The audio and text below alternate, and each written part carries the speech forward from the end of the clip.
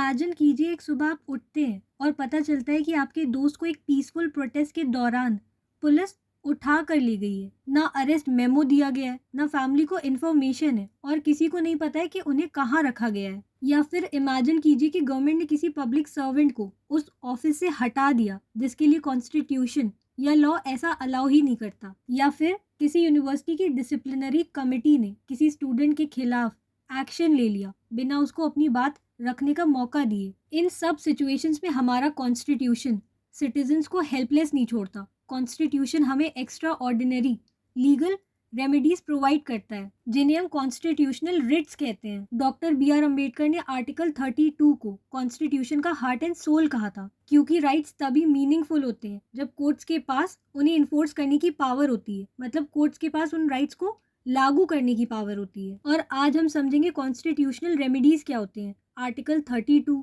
और आर्टिकल 226 में डिफरेंस क्या है, 5 टाइप्स ऑफ रिट्स और इंडियन कोर्ट्स के real empirical examples including recent student protest detentions. Now तो एक फंडामेंटल राइट बिना रेमेडी के सिर्फ एक प्रॉमिस बनकर रह जाता है। और फंडामेंटल राइट हमारे बेसिक राइट्स है, मौलिक अधिकार है जो कॉन्स्टिट्यूशन में लिखे और हमें मिले हैं। इसीलिए कॉन्स्टिट्यूशन के पार्ट 3 फंडामेंटल राइट्स को सपोर्ट करता है। आर्टिकल 32 जो सिटीजन्स को ये राइट देता है कि अगर उनके फंडामेंटल राइट्स वायलेट होते हैं तो वो डायरेक्टली सुप्रीम कोर्ट जा सकते हैं। इसी तरह आर्टिकल 226 हाई कोर्ट्स को भी रिट्स इशू करने की पावर देता है। इसीलिए आर्टिकल 32 और 226 मिलकर इंडिया का कॉन्स्टिट्यूशनल इन्फोर्समेंट मैकेनिज्म बनाते हैं। सो स्टूडेंट्स अक्सर इन दोनों आर्टिकल्स को लेकर कंफ्यूज हो जाते हैं। चलिए इसे सिंपल तरीके से समझते हैं। सबसे पहले बात करते हैं आर्टिकल 32 की। तो ये आर्टिकल सिर्फ फंडामेंटल राइट्स के इन्फोर्समेंट के लिए यूज होता है। इसके through petition directly supreme court में फाइल होती है और ये खुद एक फंडामेंटल राइट है। अगर फंडामेंटल राइट का वायलेशन हो रहा हो तो सुप्रीम कोर्ट ऑर्डिनरली ऐसी पेटिशन सुनने से मना नहीं कर सकती। अब बात करते हैं आर्टिकल 226 के बारे में। तो हाई कोर्ट्स के पास इससे भी वाइडर ज्यूरिसडिक्शन होती है। ये रिट्स इशू कर सकते हैं फंडामेंटल राइट्स के लिए भी और किसी भी लीगल राइट के इन्फोर्समेंट के लिए भी। इसलिए आर्टिकल 226 का स्कोप आर्टिकल 32 से ज्यादा ब्रॉड माना जाता है और इसी वजह से कई कॉन्स्टिट्यूशनल केसेस पहले हाई कोर्ट्स जाते हैं और उसके बाद सुप्रीम कोर्ट तक पहुंचते हैं। नाउ तो कॉन्स्टिट्यूशन में टोटल 5 कॉन्स्टिट्यूशनल रिट्स हैं और इन्हें याद रखने के लिए एक निमोनिक टेक्निक है, HMCQC, habeas corpus, mandamus, certiorari, quo warranto, prohibition. और अब इन सबको एक एक करके समझते हैं। पहला है हेबिस कॉर्पस। तो हेबिस कॉर्पस एक लैटिन फ्रेज है जिसका मतलब होता है प्रोड्यूस द बॉडी। इसमें कोर्ट अथॉरिटीज को ऑर्डर देता है कि डिटेन्ड पर्सन को कोर्ट के सामने प्रोड्यूस करो और बताओ कि डिटेंशन लीगल है या इलीगल। और अगर डिटेंशन इलीगल पाई जाती है तो कोर्ट उस व्यक्ति की इमीडिएट रिलीज का ऑर्डर दे सकता है। और ये आर्बिट्रेरी अरेस्ट के खिलाफ सबसे पावरफुल कॉन्स्टिट्यूशनल सेफगार्ड माना जाता है। इस रिट का यूज होता है जब इलीगल डिटेंशन हो, अनलॉफुल पुलिस कस्टडी हो, preventive detention legal procedure violate कर रही हो और अरेस्ट के बाद पर्सन का वेयर अबाउट्स ही अननोन हो।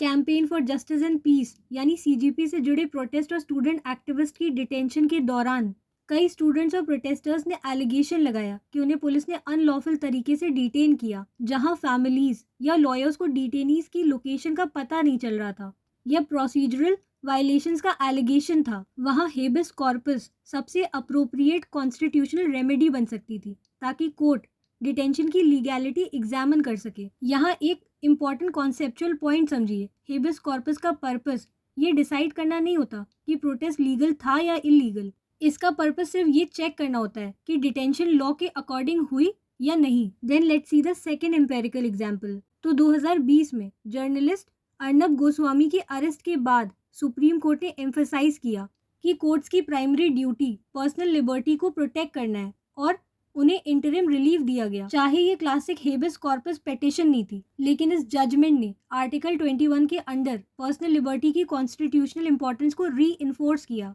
अब बात करते हैं दूसरे रिट के बारे में जो कि है मैंडामिस।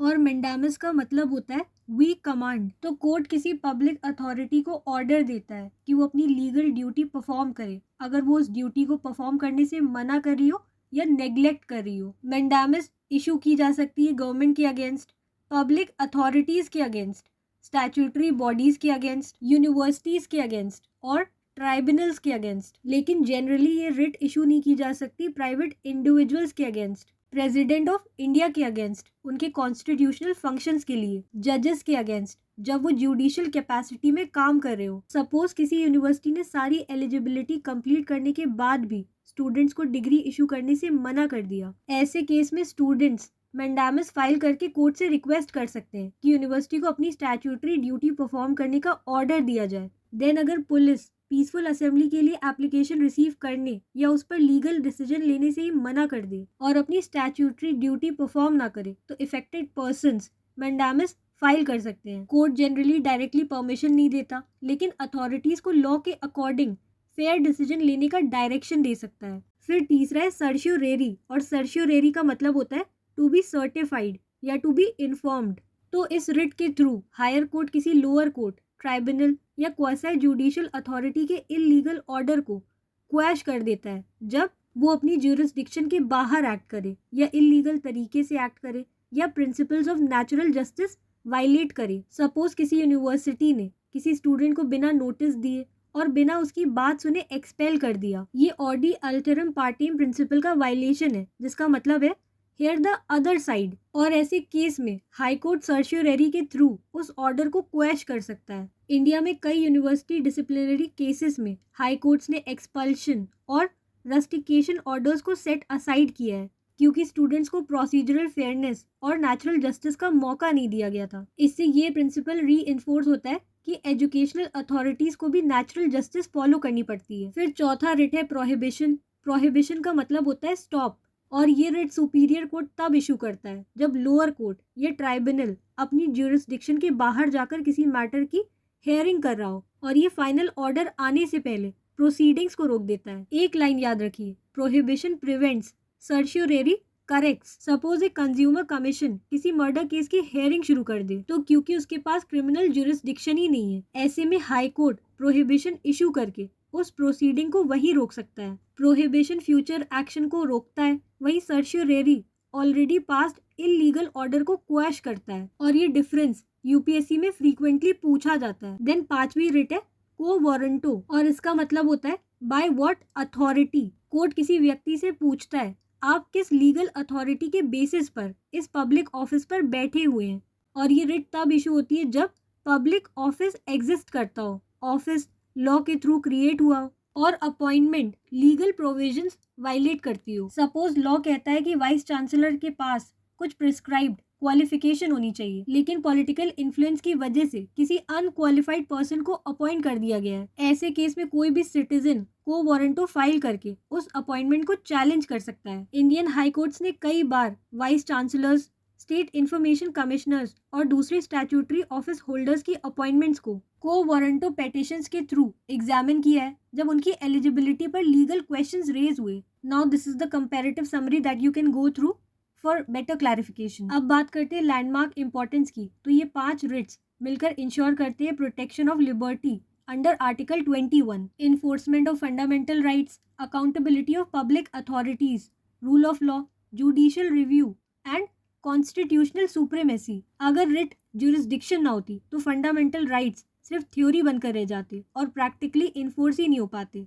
और डॉक्टर BR अम्बेडकर ने कहा था article 32 is the very soul of the constitution and the very heart of it. Rights बिना रेमेडीज के सिर्फ सिंबॉलिक होते हैं, रेमेडीज ही कॉन्स्टिट्यूशनल प्रोमिसेस को प्रैक्टिकली इन्फोर्सेबल बनाती हैं। जब भी state power constitutional limits cross करती हैं, चाहे वो स्टूडेंट्स या प्रोटेस्टर्स की इलीगल डिटेंशन हो, पब्लिक अथॉरिटीज का अपनी स्टैट्यूटरी ड्यूटी परफॉर्म ना करना हो, अनफेयर डिसिप्लिनरी प्रोसीडिंग्स हो, ट्राइब्यूनल्स का अपनी ज्यूरिसडिक्शन के बाहर एक्ट करना हो, या किसी पब्लिक ऑफिस पर इलीगल अपॉइंटमेंट हो, तब हमारा कॉन्स्टिट्यूशन सिटीजन्स को 5 पावरफुल रिट्स प्रोवाइड करता है। और ये रिट्स सिर्फ लीगल प्रोसीजर्स नहीं है, ये हमारे कॉन्स्टिट्यूशन के पावरफुल सेफगार्ड्स हैं जो लिबर्टी, अकाउंटेबिलिटी और रूल ऑफ लॉ को प्रोटेक्ट करते हैं और इंश्योर करते हैं कि इस देश में कोई भी अथॉरिटी चाहे कितनी भी पावरफुल क्यों ना हो, कॉन्स्टिट्यूशन से ऊपर नहीं हो।